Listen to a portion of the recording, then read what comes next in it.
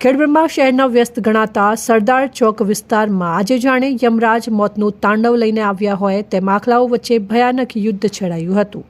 અંદાજે 10 થી 15 મિનિટ સુધી ચાલેલા આ આખલા યુદ્ધના કારણે આજુબાજુના વેપારીઓ, રાહદારીઓ અને શાળાએ જતા નિર્દોષ વિદ્યાર્થીઓમાં ભારે નાસભાગ મચી ગઈ હતી। ગળામાં સાયકલ ભરાઈ જતા આખલો બજારમાં દોડતો રહ્યો।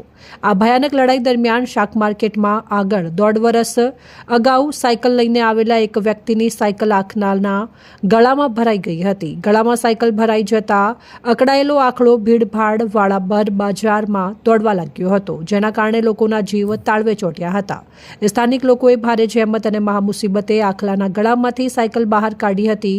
આખરે એકત્રિત થયેલા લોકોએ પાણીનો છંટકાવ કરીને આખલાઓને શાંત પાડ્યા હતા અને મામલો થાળે પાડ્યો હતો।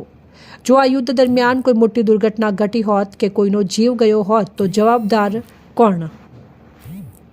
તંત્ર કુંભકર્ણની નિંદ્રામાં, વેપારીઓમાં ભારે રોષ। સ્થાનિક વેપારીઓ અને નાગરિકોના જણાવ્યા અનુસાર બજારમાં રખડતા પશુઓનો ત્રાસ દિન પ્રતિદિન વધી રહ્યો છે। આ અંગે નગરપાલિકા તંત્રને અવારનવાર લેખિત અને મૌખિક રજૂઆતો કરવા છતાં કોઈ નક્કર પગલામાં ભરવામાં આવ્યા નથી।